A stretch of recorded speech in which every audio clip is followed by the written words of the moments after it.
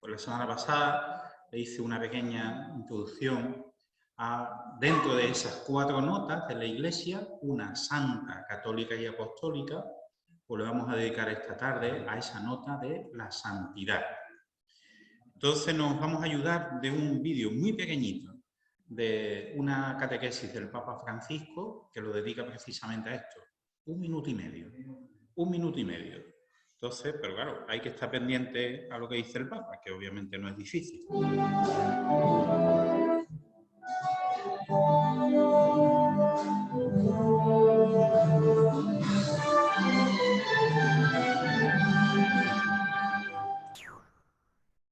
Dios, hermanos y hermanas, en el credo, después de profesar que la Iglesia es una, también decimos que es santa. ¿Cómo es posible afirmar que la Iglesia es santa si a lo largo de su historia ha tenido tantos momentos de oscuridad? ¿Cómo puede ser santa si está compuesta de hombres pecadores? La Iglesia es santa porque Dios es santo, es fiel y no abandona nunca el poder de la muerte y del mal. Es santa porque Jesucristo, el Santo de Dios, se ha unido a ella indisolublemente. Es santa porque el Espíritu Santo la purifica, la transforma y la renueva constantemente. Es santa no por nuestros medios, sino porque Dios la hace santa. No tengamos miedo a ser santos. Todos estamos llamados a la santidad, que no consiste en hacer cosas extraordinarias, sino en dejar que Dios obre en nuestras vidas con su Espíritu, en confiar en su acción que nos lleva a vivir en la caridad, a realizar todo con humildad y alegría para la mayor gloria de Dios y bien del prójimo.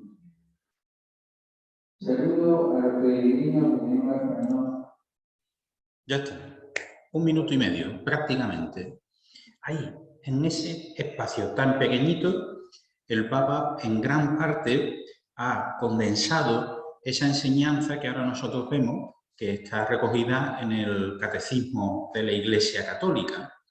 Lo primero es una pregunta que seguramente pues, todos también nos hemos hecho, pues, de una u otra manera quizás ha aparecido en el horizonte de nuestra experiencia de vida, y es el tema de cómo ser santos si en realidad somos pecadores. La Iglesia es santa. La Iglesia en general, como institución, la Iglesia está compuesta por fieles, por personas débiles, pecadoras, que tenemos experiencia tanto de lo bueno que hacemos, tanto de lo malo. ¿Cómo afirmar entonces que la Iglesia es santa? A decir Iglesia, estamos hablando de pueblo convocado, congregado por el propio Dios. El Papa hace una distinción que nos la hace después el Catecismo de una manera un poco más ordenada. La Iglesia es santa porque Dios la ha creado y Dios habita en ella. Es santa porque Dios habita en ella. De una manera singular, nosotros creemos que es el propio Jesús de Nazaret, Hijo de Dios, que haciendo todas las cosas nuevas, cumpliendo la voluntad de Dios Padre, comienza en él la historia de la nueva alianza, el nuevo pueblo de Dios. Y es a partir de la donación del Espíritu Santo en Pentecostés donde la Iglesia nace y de una manera singular Dios habita en ella. Porque Dios la crea y habita en ella por el Espíritu Santo, afirmamos que la Iglesia es santa. Esto es una primera dimensión.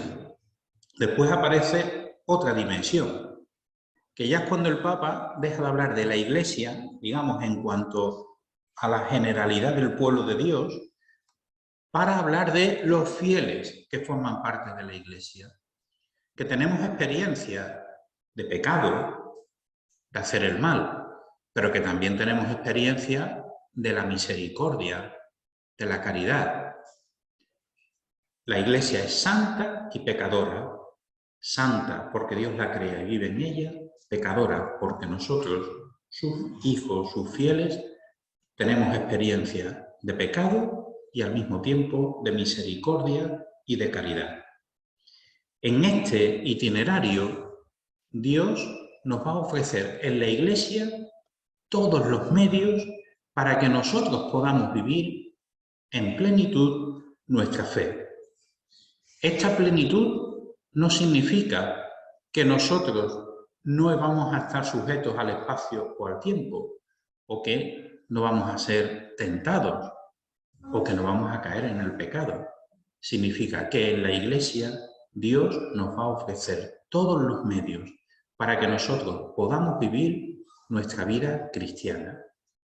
Y esto va a llevar consigo, pues ciertamente, un trabajo, vamos a decir, un cierto esfuerzo ascético, pero al mismo tiempo de gracia, porque en gran medida va a depender de nuestra voluntad. Pero el Espíritu de Dios ya habita en la Iglesia y habita en nuestros corazones, singularmente desde el día de nuestro bautismo. Es esa tensión que se da entre la libertad y la voluntad. ¿Nosotros queremos hacer el bien? Imagino que sí. Y decimos como San Pablo, pues el bien que quiero hacer me cuesta horrores y el mal que no quiero hacer lo hago con mucha facilidad. Ahí en esa cita de San Pablo se expresa esa tensión que vive el creyente entre querer vivir siempre en la gracia y en el amor de Dios, viviendo la caridad, y esa vida de pecado, de ruptura en el proyecto de Dios, que nos lleva pues a la división, a la separación, a no vivir el amor de Dios. Esta dimensión está presente en la Iglesia.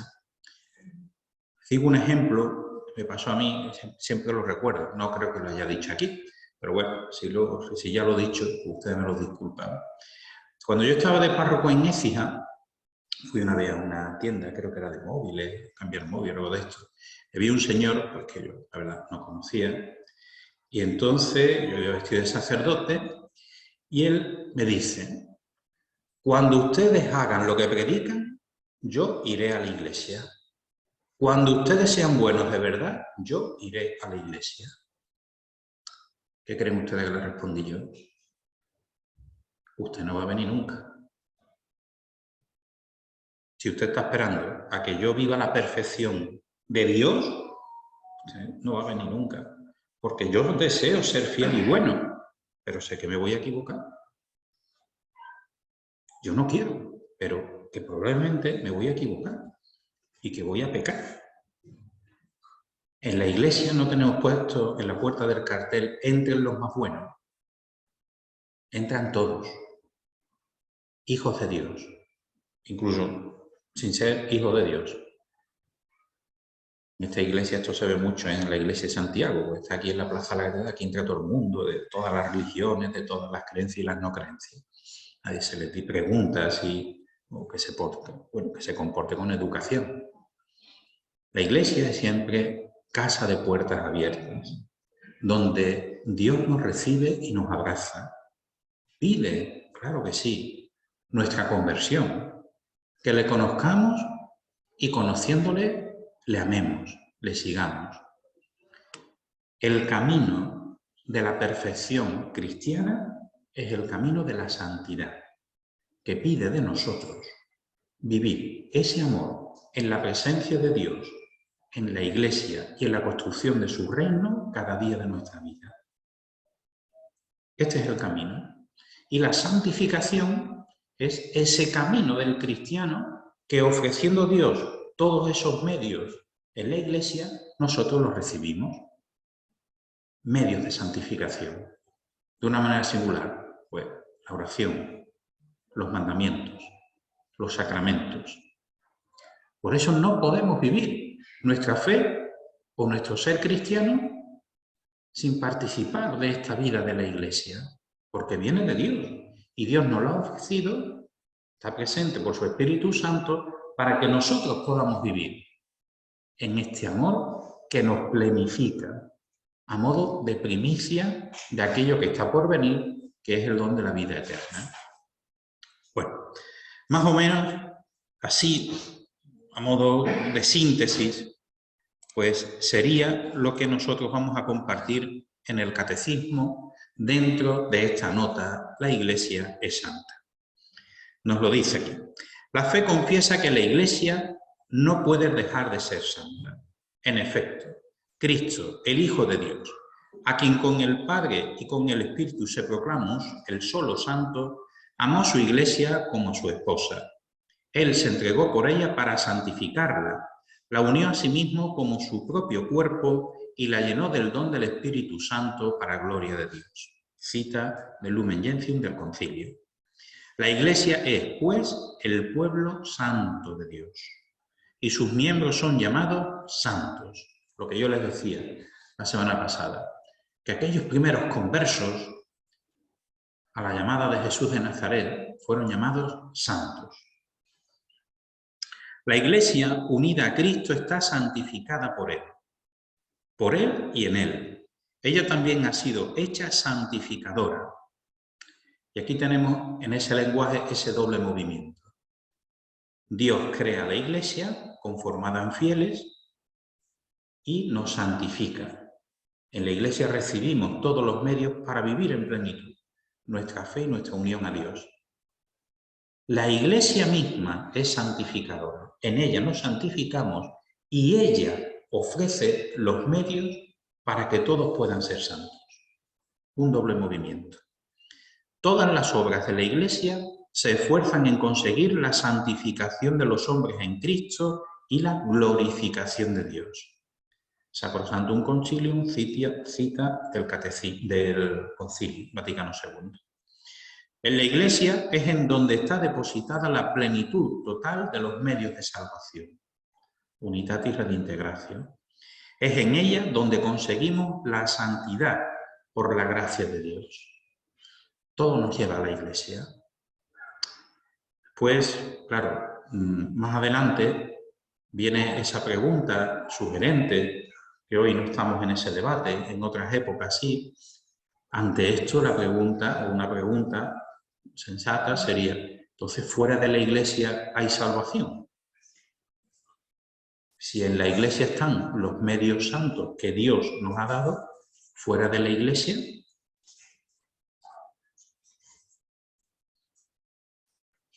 Os voy a dejar con la incógnita, para que ustedes se lo quieran leer. La Iglesia, en efecto, ya en la tierra se caracteriza por una verdadera santidad, aunque imperfecta, todavía imperfecta. En sus miembros, la santidad perfecta está todavía por alcanzar. Todos los cristianos, de cualquier estado o condición, están llamados, cada uno, por su propio camino, a la perfección de la santidad, cuyo modelo es el mismo Padre. Si hablamos de Iglesia en cuanto pueblo convocado por Dios, en ella nos dice que todos nosotros vamos a ir caminando en un camino que será personal. Nosotros no nos diluimos en un colectivo general o común. Dios te ha creado a ti único. Te conoce por tu nombre. Ahora bien, te ha convocado también en el pueblo de Dios. Todos caminamos y cada uno hace su camino. Un camino, nos dice aquí, de perfección a la santidad. Esta frase, que aparece también en muchos de nuestros grandes místicos, llevaba a esa noción, concepción, de que había que apartarse del mundo para poder llegar a ser santo. Ahora veremos después estos aspectos, ¿no?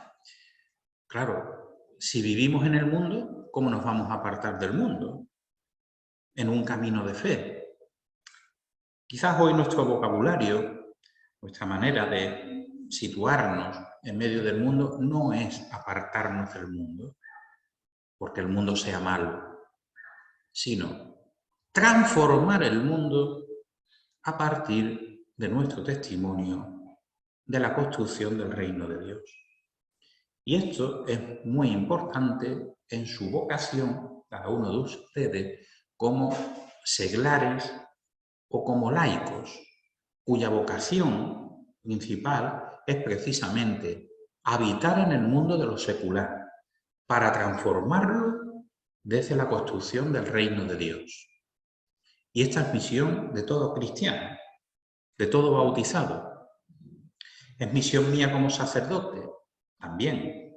Sin embargo, por mi sacerdocio ministerial, el Señor a mí me llama a servir a su pueblo, a todos ustedes, de una manera distinta. Pero cada fiel, cada seglar, cada laico, por su propia vocación, está llamado a construir el reino de Dios en el ámbito del mundo, de lo secular. Es ahí donde ustedes tienen que hacer su camino de santidad, que es la perfección cristiana. Vamos a decir, vamos a ponernos la meta alta, ser un cristiano perfecto. Entonces, ¿esto es posible? Bueno, seguramente en este mundo no. Sin embargo, la Iglesia nos presenta una serie de modelos de fieles hermanos nuestros que oficialmente la Iglesia nos los propone como modelos porque dice, estos lo han conseguido. Y si estos lo han conseguido, tú puedes conseguirlo. Pues lo veremos. Nos dice después ahí, 826. La caridad es el alma de la santidad, a la que todos están llamados. Dirige todos los medios de santificación, los informa y los lleva a su fin. Lumen Gentium. Nos dice San Pablo en su carta a los Corintios, en el himno al amor, 1 Corintios 13, antes en 12, habla de la comunidad, que ya lo leímos aquí, que están la fe, la esperanza y la caridad. Vamos a utilizar caridad y amor como sinónimos. De todas ellas quedará el amor, la caridad. Esto que nosotros hemos recibido como verdad de Dios, yo algunas veces noto tiene una cierta reducción o un cierto reduccionismo. Porque nosotros no podemos vivir como cristianos sin estas tres virtudes teologales. Por la fe creemos, nos hacemos hijos de Dios. Por la esperanza, nosotros nos sabemos herederos de la vida eterna. Vivimos esta vida como una tensión entre el ya. Nosotros ya hemos sido salvados por la cruz de Cristo y por su resurrección esperamos un día vivir en plenitud nuestra propia resurrección, nuestro propio cuerpo glorioso. La esperanza y la caridad, que es vivir en la paz, en la presencia de Dios por toda la eternidad. ¿Qué quedará al final? Nos dice la caridad. ¿Qué interpretamos nosotros algunas veces de esa expresión? Que lo importante es ser bueno. Ser bueno se asocia a la caridad, al amor. Luego, la fe no es tan importante, la esperanza tampoco. No. Es que sin estas tres dimensiones, en esta vida no podemos vivir como cristianos. Y esas tres virtudes teologales nos van a llevar después a las bienaventuranzas, nos van a llevar a las obras de misericordia, corporales y espirituales, nos van a llevar a conocer los mandamientos. La vida del cristiano implica una opción por Dios que viene de una conversión, de un encuentro con Dios. Y es esto que ya les he repetido yo, sin ese encuentro, nuestra fe, nuestro ser creyente, puede quedar reducido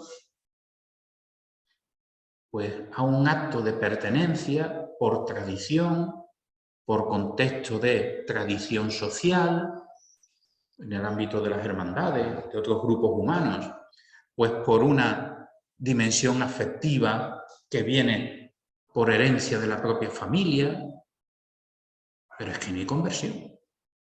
Perdón, no hay encuentro con Dios de por sí.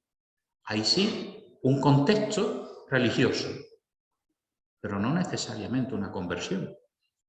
No es posible hoy vivir como un cristiano en todas sus dimensiones si no es desde una experiencia de amor en el encuentro con Dios, que va a hacer posible en mi vida vivir todas estas dimensiones, no de una manera teórica o explicándolas de una manera teológica, sino viviéndolas en el día a día.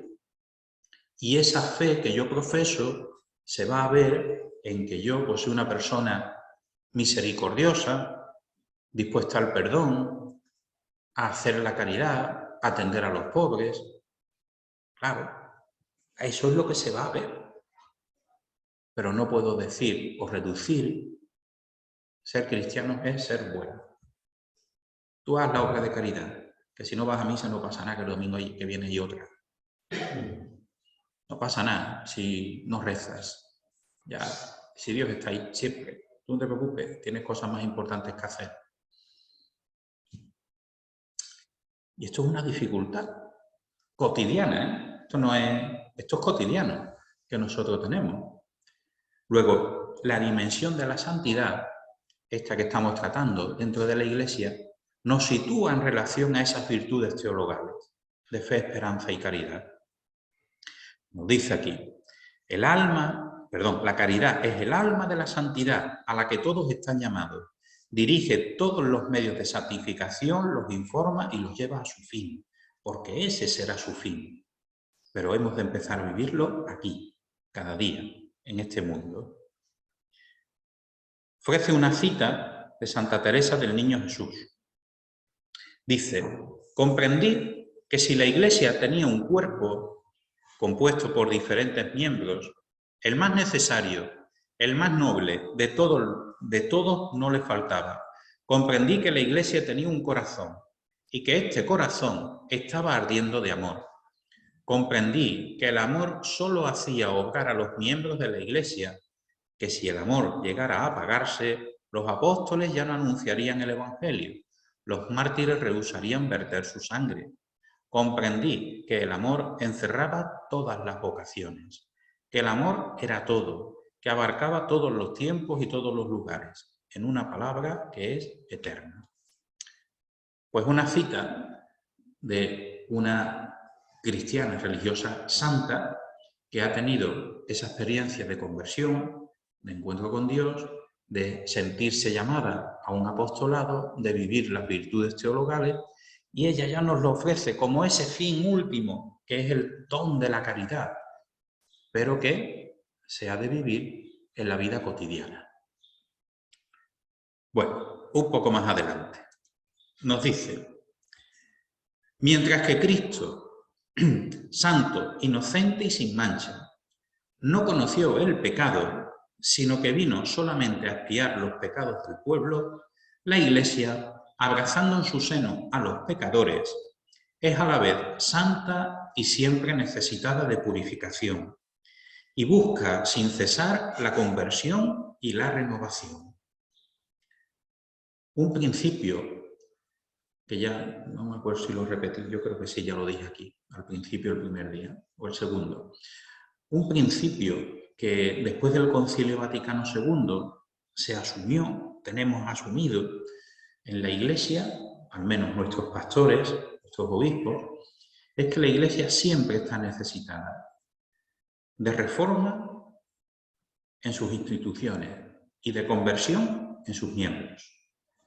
Este es un principio que después del Concilio Vaticano II pues se ha visto como algo que a nosotros se nos ha dado a entender y que lo hemos acogido.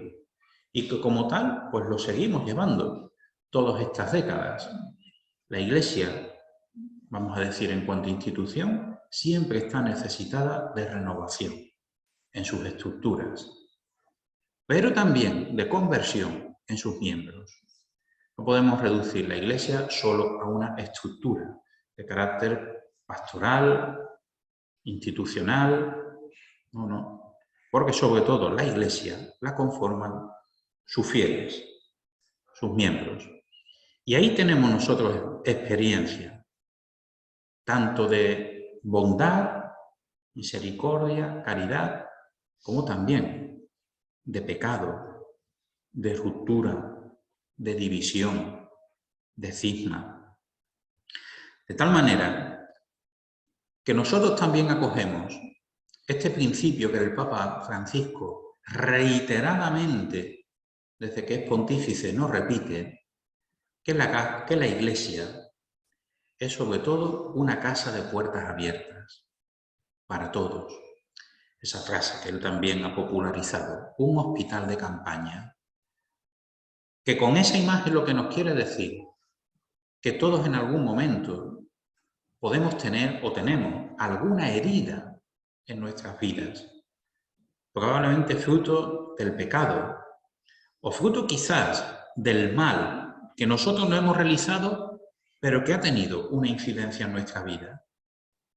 Nada de esto nos aparta de la Iglesia, en la cual habita Dios, para que vivamos un camino único de santidad. La Iglesia está abierta a todos, porque todos somos santos y pecadores. Hombre, una imagen de una Iglesia de élites, pues no es conforme ni a su vocación, y al menos yo donde me he movido, ni a su realidad. Yo no sé ustedes si tienen experiencia de eso, yo no la tengo. Una iglesia de élites, yo no la tengo. Pues lo mismo yo que soy de un pueblecito, ¿cuál era mi pueblo? Que esto es pregunta de examen siempre. Esquivel.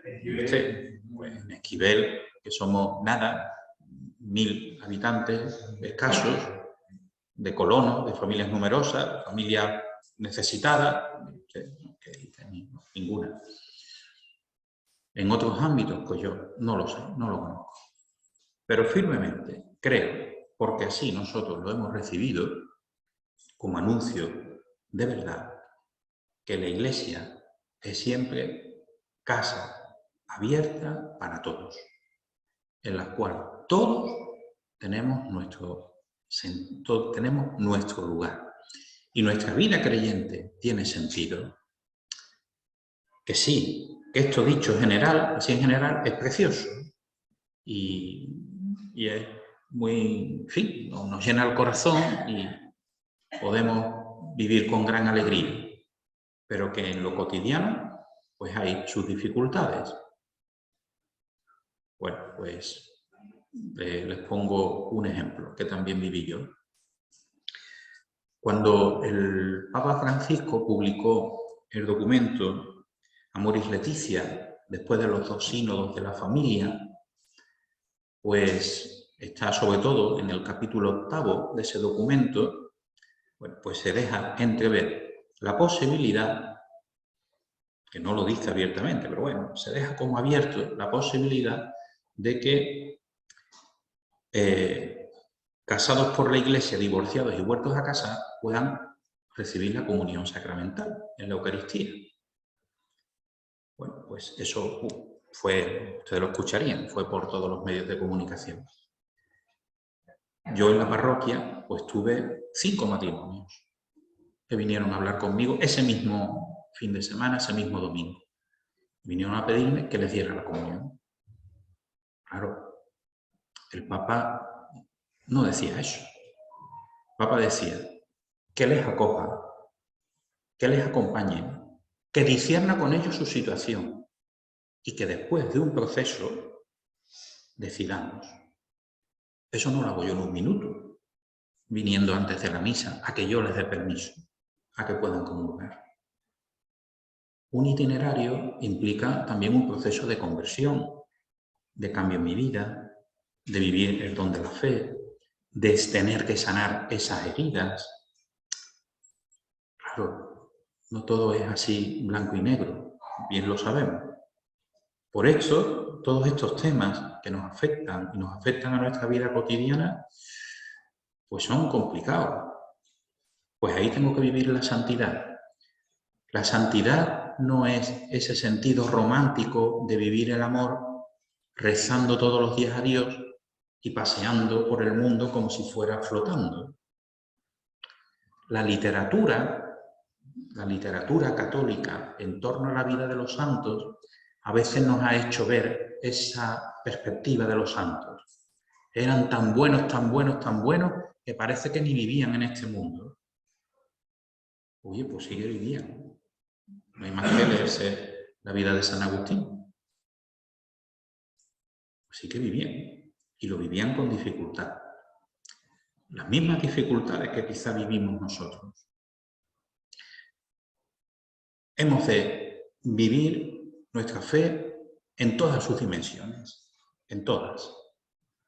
Bueno, aquí nos relaciona precisamente esta de que nosotros, siendo buenos, vamos a vivir en esa tensión de nuestra debilidad, incluso de la experiencia de pecado. Todos los miembros de la Iglesia, nos dice, incluso sus ministros, deben reconocerse pecadores.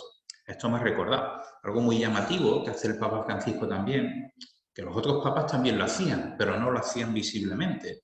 Y es que cuando hay una celebración penitencial, pues el primero que se confiesa es el Papa. Pero el Papa también peca. No lo estamos diciendo, que todos somos pecadores. El Papa también peca. Y también se confiesa. Y cumplirá la penitencia, me imagino. Claro. Entonces, ese testimonio, simplemente verlo, oye, llama la atención. Pues, mira, todos acompañamos este camino. Ahora lo que nos tiene que mover es confesar también nosotros. Claro. Bueno, dice ahí, en todos, la cizaña del pecado todavía se encuentra mezclada con la buena semilla del Evangelio hasta el fin de los tiempos.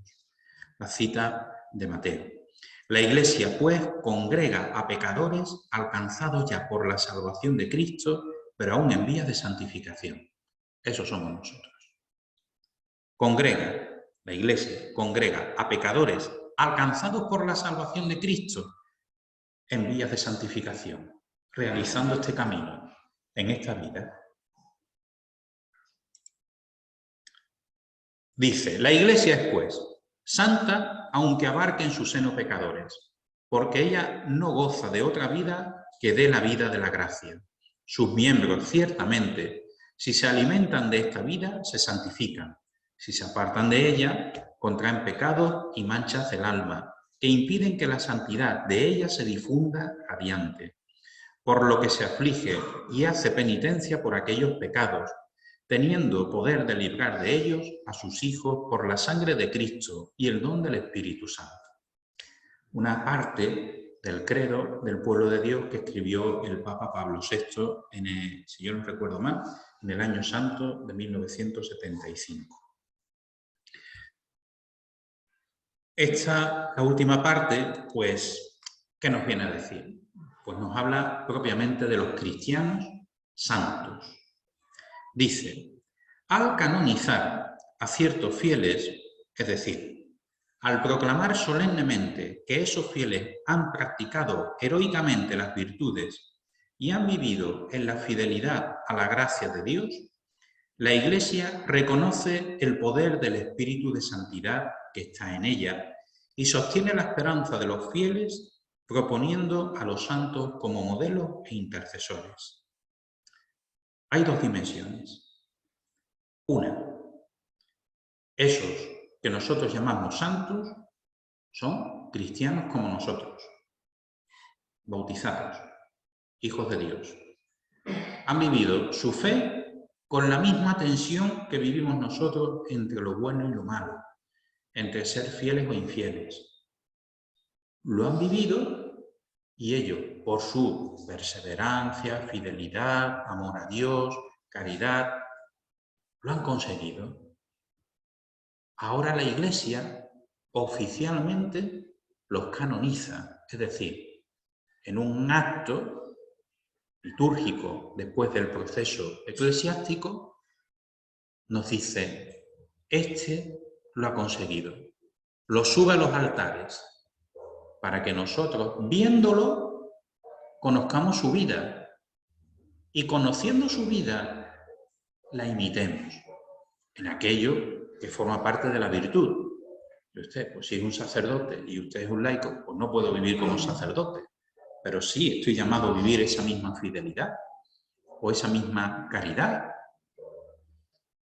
Ahí está, esa dimensión de santidad que la Iglesia ofrece como ejemplo y testimonio para todos los cristianos.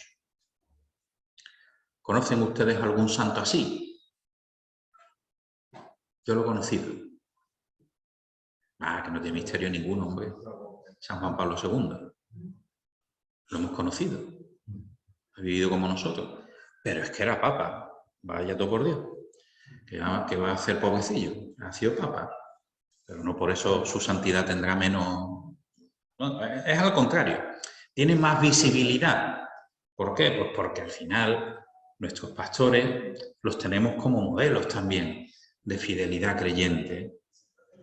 No sé, a un párroco, yo no sé su experiencia, la mía, a un párroco, al obispo, al papa, hombre, no sé si es así o no, pero aparentemente parece que se le exige más. ¿Por qué? Porque tiene que ser bueno siempre. Tiene que hacerlo todo bien siempre. ¿Vale? No le puede sonar móvil cuando no puede, ¿verdad? A mí me sonó una vez en un entierro, ¿no? No me di cuenta, lo llevaba esto y bueno, pues ya está. Pedí perdón y bueno, y ya está. Pero, oye, ¿qué se les pide? Ser modelos cercanos, creíbles. ¿Esa es la santidad? Claro, ahora mismo en Don Rafael, en el Papa Francisco, lo viven con nosotros. Si después, cuando pasen de este mundo a la presencia del Padre, después de la muerte, la Iglesia, por sus virtudes heroicas, por su vida ejemplar no significa que no siempre todo lo hayan hecho bien, sino lo mismo han tenido una conversión, han pedido perdón. Oye, nos lo ofrece como modelo. Otra dimensión, que nosotros estamos llamados a vivir esa santidad, a ser santos como esos, como San Juan Pablo II, Santa Teresa de Jesús, Santa Teresita del Niño Jesús, como Santa Teresa de Calcuta, Santa Ángela de la Cruz, como San Servando y San Germán, el beato Diego José de Cádiz. Nosotros estamos llamados a ser esos cristianos. Por eso la Iglesia dice, todos tenemos o todos estamos llamados a ser santos. ¿Por qué? Porque es el encuentro con Dios, vivir con Dios cada día de nuestra vida. La Iglesia ha recibido los medios que nos lo ofrece para alcanzar esa santidad, que solo será plena en la otra vida, aquí, como una primicia y de una manera imperfecta. Esto es lo que a nosotros se nos llama a vivir en la Iglesia. ¿Esto se puede conseguir viviendo como cristiano en una hermandad? Pues decimos que sí. Decimos sí, porque es un grupo de vida cristiana.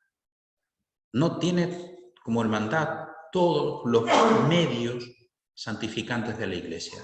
Por eso la hermandad, como grupo de vida cristiana, vive unida en comunión a la Iglesia diocesana a través de la parroquia. No podemos perder ese vínculo. Perdemos ese vínculo, perdemos los medios santos o santificadores que la Iglesia nos ofrece. No podemos ir a la nuestra solos, porque perdemos esa dimensión de la comunión en la Iglesia. Aquella imagen de la vid y el sarmiento, ¿verdad? La cabeza, los miembros del cuerpo, aquello que hablábamos de San Pablo. Bueno, pues, esto que nosotros, que yo les digo de una manera teórica, hay que hacerlo vida. La santidad no es teoría, es vida, vida cotidiana. Y esto, bueno, pues, que a veces nos cuesta, a veces es difícil. Y, bueno, pues, hay muchas pruebas en la vida. De todas ellas, a nosotros, por el testimonio de los que ya son santos, se nos dice que podemos salir victoriosos. Podemos salir victoriosos. Dice ahí, Los santos y las santas han sido siempre fuente y origen de renovación en las circunstancias más difíciles de la historia de la Iglesia. Su vida ha dinamizado la conversión de otros creyentes. En efecto, la santidad de la Iglesia es el secreto manantial y la medida infalible de su laboriosidad apostólica y de su ímpetu misionero. Un ejemplo. Las órdenes mendicantes. San Francisco de Asís, Santo Domingo de Guzmán, franciscanos y dominicos. Pues el carisma que el Espíritu Santo suscitó en ellos hizo posible la gran renovación eclesial de aquella época del medievo cristiano. Y la Iglesia, por su vida fiel, los llama santos. Y gracias a ellos muchos se convirtieron. Hoy, quizás, Dios quiera, que el Espíritu Santo siga suscitando o suscite de aquí, de entre nosotros, ese cristiano fiel, santo, que por su testimonio visible nos ayude a los demás a vivir esa santidad. Esa es también misión de la Iglesia. No es que yo quiera ser mejor que ustedes. No, es que quiero ser hermano, acompañarlos y cada uno siendo fiel a la misión por vocación que Dios le llame. Al final, pues nosotros tenemos el testimonio de la Virgen María, Madre de Dios, Madre de Jesucristo, Madre de la Iglesia. Hemos celebrado hace poco María Auxiliadora, intercesora de todas las gracias. María se nos ofrece como modelo de primera discípula, de creyente y por lo tanto también de santidad. Hay otra dimensión dentro de la santidad y es que estos que la Iglesia oficialmente los ha canonizado, creemos que ya están en la presencia de Dios. Pues fruto de nuestra oración, por los propios medios que Dios le ha dado a la Iglesia, podemos pedir su intercesión en la oración. De aquí viene que en las preces pidamos la intercesión de la Virgen, de los santos, incluso de nuestros seres queridos. El día 1 de noviembre nosotros celebramos la festividad de todos los santos, de aquellos que oficialmente la Iglesia ha reconocido y de aquellos otros muchos que probablemente porque no han tenido esa popularidad o esa visibilidad, pero que sí han sido santos, anónimos. A ellos también nos encomendamos. Y por la comunión de los santos creemos que la oración del cristiano da fruto. Nosotros pedimos su intercesión y creemos que ellos nos pueden ayudar. Y aparece esa dimensión también de santidad de la Iglesia. Finalmente, bueno, pues la piedad popular nos ha llevado también desde una dimensión catequética a que esos santos nosotros los representemos en imágenes. Imágenes, bueno, pues normalmente de un material noble, pues madera, piedra, y los tenemos en nuestros templos. No podemos poner a una persona cualquiera en un altar, obviamente. ¿A quién ponemos? A aquellos a quienes la Iglesia ha reconocido como santos de una manera oficial. Bueno, pues seguro que en nuestras iglesias católicas, obviamente, pues hay muchos santos. Ojalá algún día esté alguno de ustedes. Le podamos rezar. La única pega es que tiene que estar ya en el otro mundo. ¿Verdad? Pero bueno, bendito sea Dios, si es así. Bueno, vamos a terminar nuestro encuentro simplemente... A ver dónde está esto. Aquí. Todos estos puntos en el compendio del Catecismo de la Iglesia Católica se sintetizan en uno. Todo esto en uno. El número 165. ¿En qué sentido la Iglesia es santa? Y lo hace todo muy condensado. La Iglesia es santa porque Dios Santísimo es su autor. Cristo se ha entregado a sí mismo por ella, para santificarla y hacerla santificante. El Espíritu Santo la vivifica con la caridad. En la Iglesia se encuentra la plenitud de los medios de salvación. La santidad es la vocación de cada uno de sus miembros y el fin de toda su actividad. Cuenta en su seno con la Virgen María e innumerables santos como modelos e intercesores. La santidad de la Iglesia es la fuente de la santificación de sus hijos, los cuales, aquí en la tierra, se reconocen todos pecadores, siempre necesitados de conversión y de purificación.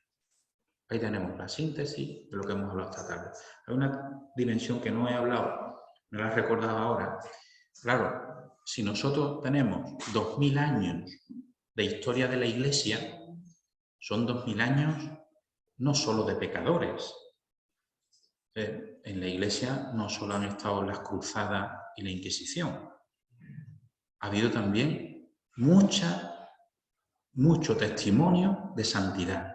Esa tradición de santidad en la Iglesia a nosotros hoy nos alcanza. Y es una gran riqueza que tenemos que acoger.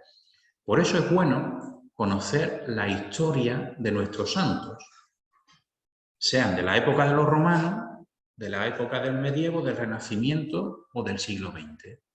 Forman parte de nuestra familia. Nos dice en la oración los mejores santos de nuestra familia. Pues nos ayuda, esa tradición en santidad, de santidad, nos ayuda a nosotros hoy.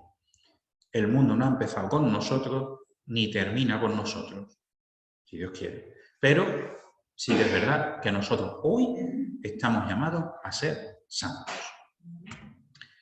No sé si tienen alguna pregunta. Está todo muy claro, que hay que ser santo, ¿verdad? No hay más... Sí, hay que ser santo, ¿verdad? Bueno, pues nos vemos la semana que viene. Muchas gracias.